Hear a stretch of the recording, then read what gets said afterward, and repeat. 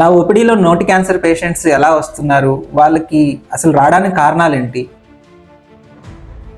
యువకుల్లో especially మనం చాలాసార్లు చూస్తాం సినిమా థియేటర్లో నోటి క్యాన్సర్ గురించి ఒక యాడ్ వస్తుంటుంది. నోటి క్యాన్సర్ పేషెంట్ ఒక చిన్న వయసులో, ఒక 20-22 సంవత్సరాల వయసులో వచ్చి కూర్చున్నప్పుడు నాకు ఎప్పుడూ అదే గుర్తుకొస్తుంటుంది. అంటే సినిమా థియేటర్లో అందరూ యువకులు సినిమాలు చూస్తూ ఉంటారు, కానీ ఆ ఒక అడ్వర్టైజ్మెంట్ ఎఫెక్ట్ వాళ్ళకి ఎందుకు పడలేదు?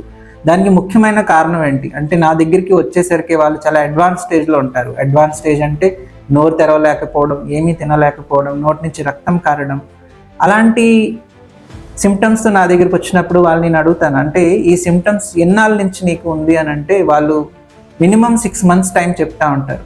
అంటే 6 నెలల పాటు వాళ్ళు ఏం చేశారు? అంటే వాళ్ళకి అవగాహన లేదా, లేకపోతే దాని నెగ్లిజెన్స్ అంటారా? దీనికి సమాధానం నా దగ్గర లేదు. ఆ సమాధానం మీరే కమెంట్ రూప్స్లో చెప్పాలి.